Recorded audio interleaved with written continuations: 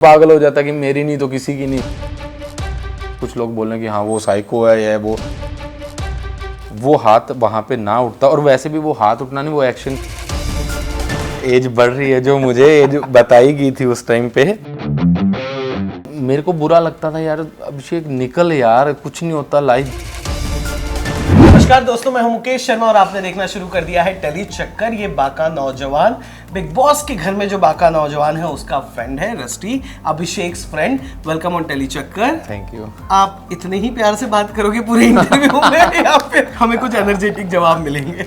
मिलेंगे, वो डिपेंड करता है सवाल कौन से आएंगे तो उस पे क्या क्या रिएक्शन आते हैं। मैं कह दूं, इनका रील देखकर आप भ्रम में मत रहना। रील में इनकी एनर्जी ज्यादा होती है क्योंकि बीवी साथ में होती है। कैसा लग रहा है कैमरे के सामने बिना अपनी अर्धांगिनी के आकर? तो फिर तो मेरे को ज्यादा एनर्जेटिक रहना चाहिए।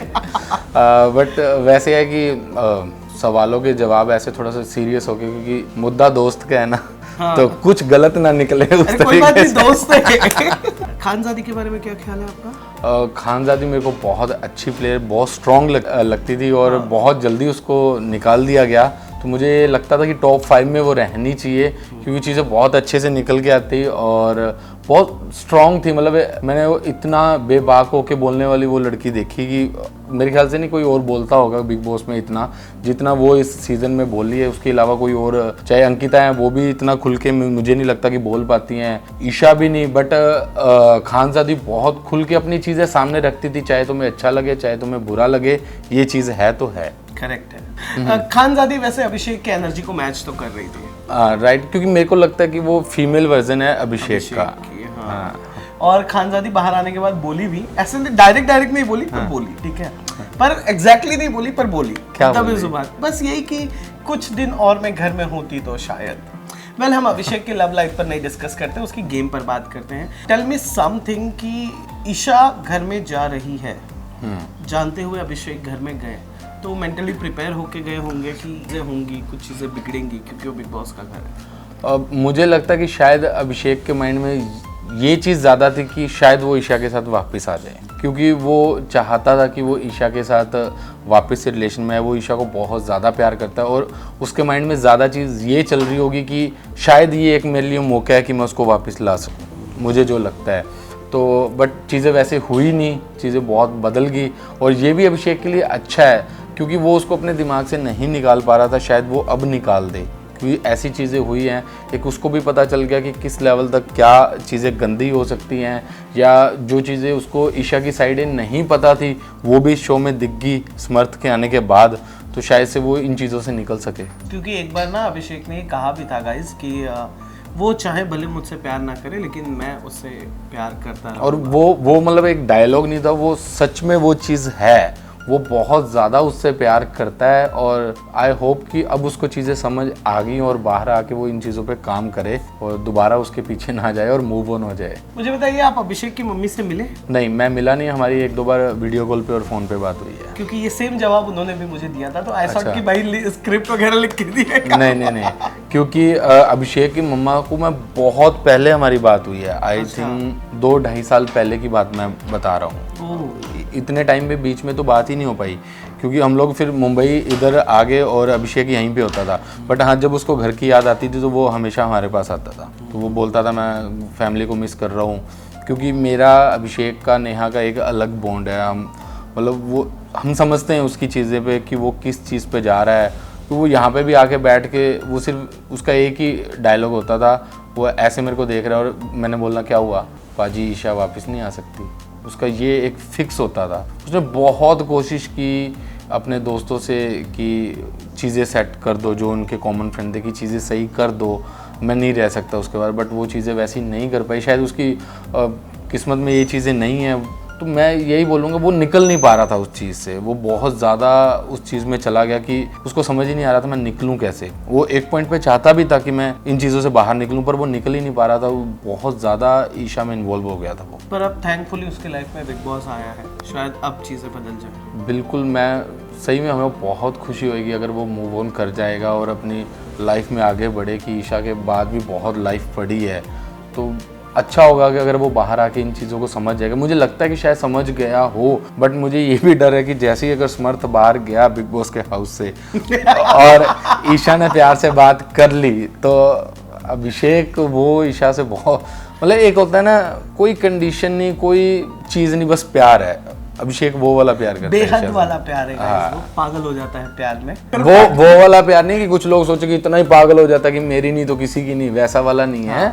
बट वो ये है कि बहुत ज़्यादा उससे प्यार करता है, और ये नहीं कि उसके लिए पागल ही हो जाएगा कि अगर कुछ लोग बोल रहे हैं कि हाँ वो साइको है या वो बहुत सी चीज़ें आई, वैसा वो बिल्कुल भी नहीं है।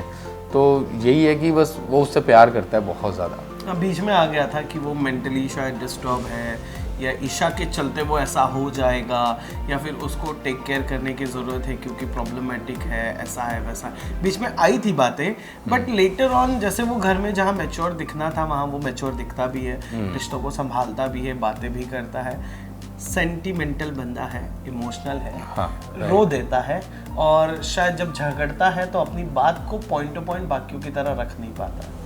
ये एक मुद्दा एक हो सकता है। उसी चीज़ का वो फ़ायदा उठाया जाता है कि उसको, उसके पास उतने शब्द नहीं है कि वो अपनी बात को उस तरीके से, या फिर वो इतना चालाक नहीं है कि बातों को घुमा फिरा के ऐसे बोले कि सामने वाले को बात भी बोल दी और बुरा भी ना लगे, वैसे वाला। वो क्लियर बोलता है, जो उसके दिल में है ना वो बोलता है। अगर उसने गलत भी बोल दिया तो वो खुद सामने से आके बोलता है, भाई सॉरी मेरे से गलती होगी, मैंने ये चीज़ गलत बोल दी है। तो यही चीज़ पहले उसके अगेंस्ट हो गई थी, यही चीज़ कि वो खुल के बोल देता है। बट बाद में लोगों को समझ आया कि भाई वो इस तरीके से है, जो चीज़ फील होती है वो वही बोलता है।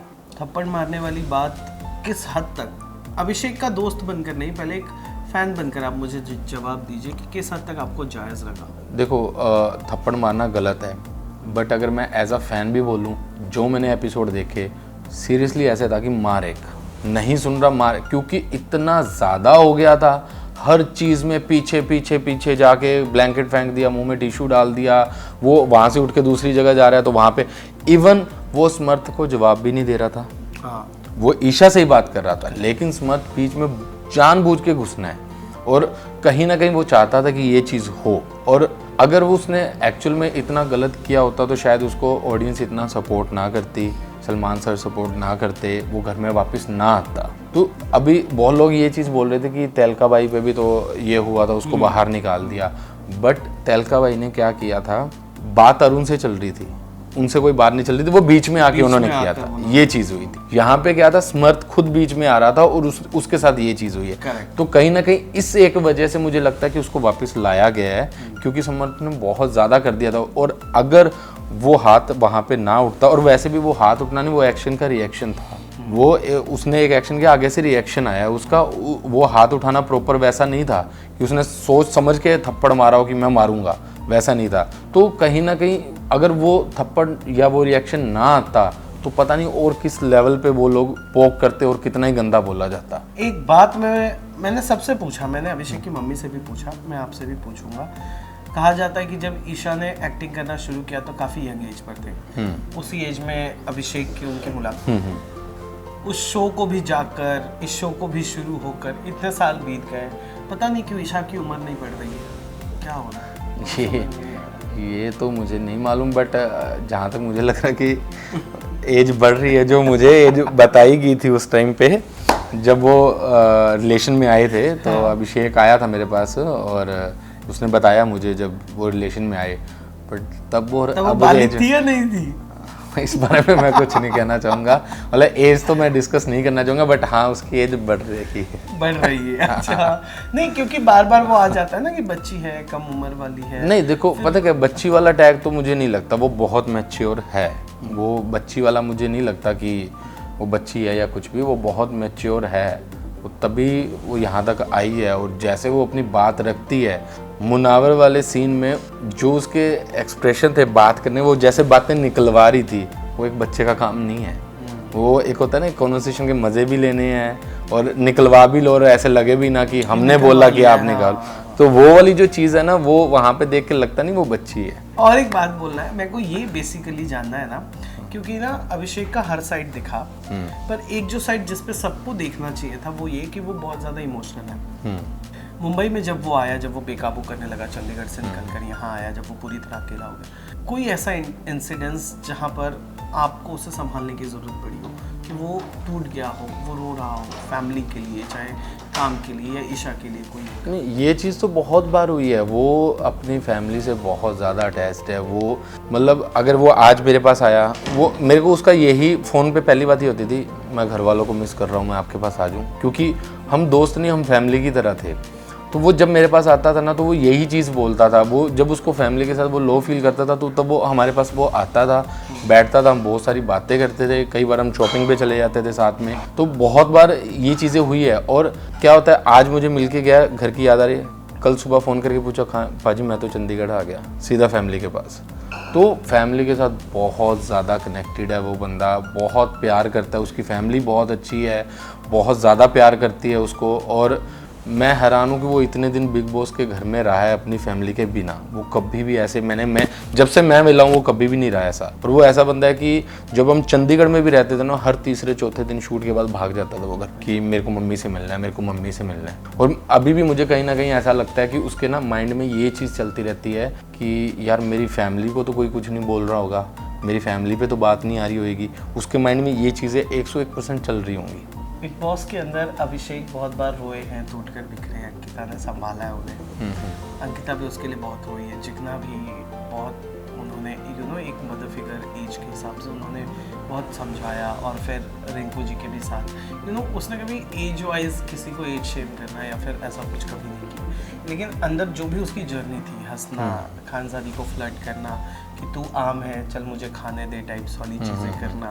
आप बाहर जब उसे बतौर देखते थे तो आप उसकी खुशी में खुश होते थे, और जब वो इमोशनल होता था क्या आप लोग भी रोते थे? बिल्कुल, जब वो सैड होता था तो हमें बहुत बुरा लगता था, क्योंकि वो मेरे से काफ़ी छोटा है और मैं हमेशा उसको छोटे भाई की तरह ट्रीट करता था। तो मेरे को बुरा लगता था, यार अभिषेक निकल यार, कुछ नहीं होता, लाइफ बहुत बड़ी है, चीज़ें होती रहती है लाइफ में। वो इमोशनल हो जाना या चीज़ें, मतलब मेरे को ये नहीं समझ, मतलब मैंने बहुत कम ऐसे लोग देखे जो इतना ज़्यादा डीपली किसी चीज़ में चले जाए, वो भी स्पेशली आप जिससे प्यार करते हो उसके लिए। हम भी करते हैं, हमें भी पता है चीज़ें, बट वो ना बहुत ज़्यादा उसमें चल गया कि कहीं ना उसके लिए सिर्फ वही मैटर करता था कि मेरे को ईशा मिल जाए, बस ईशा मिल जाए। और कहीं ना एक बार हम लोग शिमला गए हुए थे, तो उस टाइम पे ना कोई बात हुई ऐसे, तो वो हमें बड़ा पसंद करता था, मुझे और नेहा को। बोलता था पाजी आप दोनों एक दूसरे के लिए बहुत लकी हो, बहुत तारीफ करता रहता था हमारी। तो एक दिन बोलता पाजी मुझे ना सीरियस होना है कभी, कि मैं भी किसी के लिए सीरियस हूँ। तो मैंने उसको